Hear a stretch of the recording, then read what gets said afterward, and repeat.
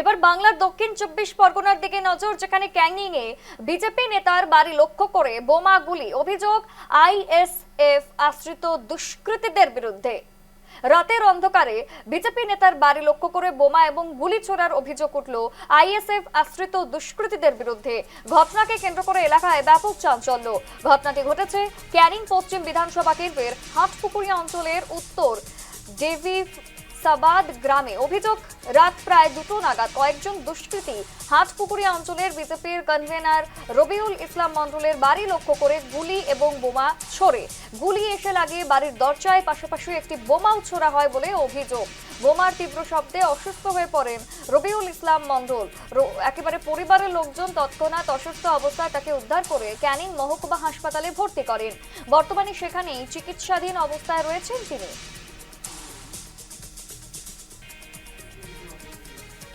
দাদার বাড়ি আর আমার বাড়ি পাশাপাশি, একদম গায়ে 10 ফুট ডিস্টেন্সে। কালকে 2:05-10 নাগাদ একটা গুলির শব্দ পাই প্রথমে, তারপর একদম সাথে সাথে 3-4 সেকেন্ডের মধ্যে বোমের একটা খুব জোরে শব্দ হয়। আমার মেয়ে ওয়াইফ জেগে ওঠে ওই শব্দতে, তো তড়িঘড়ি করে বাইরে আসি। বাইরে এসে দেখি ছোটাছুটি করছে। আনুমানিক 2-3 জনার ছুটে পালানোর মতো যে শব্দ হয় তেমনই বুঝতে পারলাম। আমি কাউকে দেখতে পাইনি। গিয়ে দেখি দাদা রুমের মধ্যে পড়ে আছে, দাদার মেয়েটা দাদাকে ধরে আছে, আর আমার জ্যাঠু জেঠি দুজন মিলে উঠে আছে। দুজন সব অসুস্থ ছিল। তো ওখানে দাদাকে নিলাম, দাদা দিলাম স্বাস্থ্য কষ্ট হচ্ছে। আমি সাথে সাথে আমাদের ইনচার্জ ছিল, ইনচার্জের নাম্বারে আমি কল করে ইনচার্জকে বললাম যে দাদার অবস্থা সিরিয়াস আছে, উনি পেসমেকার বসানো আছে দিকে। ওই জন্য দাদাকে নিয়ে ইনচার্জকে বলে সাথে সাথে হসপিটালাইজ করি। আইএসএফে যারা সিরাজ ঘোরামিটি তার দল বল, তারা গিয়ে মাঝখানে আগে আমার যে অঞ্চল পরগনা রবিউল ইসলাম মণ্ডলের বাড়িতে গম চাষ করে। তারপরে আমরা সেখানে যারা জেলার নেতৃত্ব সহ আমরা গিয়ে নেতৃত্ব নিয়ে আমরা যারা মণ্ডল নেতৃত্ব সহ ছিলাম, তারা গিয়ে আমরা তার বাড়িতে গেলাম, এগুলো থানাতে কেস করলাম।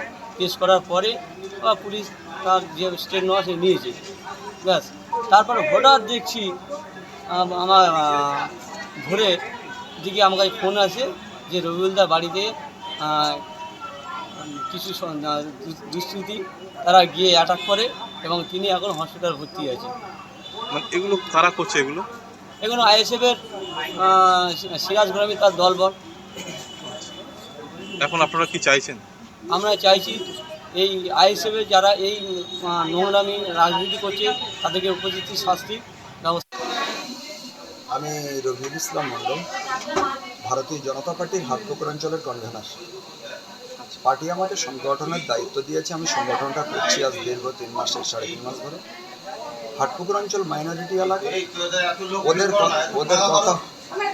ওদের কথা হচ্ছে যে হাটপুকুর অঞ্চলে বিজেপির পতাকা উঠতে দেবে না, ওরা আইএসএফটাকে ওখানে এস্টাবলিশ করবে। আইএসএফের চক্রান্ত, সিরাজ ঘোরামির নেতৃত্বে ওর যত চোরচট্টারা আছে তারা এই সমস্ত অরাজকতা করে বেড়াচ্ছে। দীর্ঘ 1 মাসের উপরে হয়ে গেছে আমার বাড়িতে বোম চার্জ করেছিল 2টো।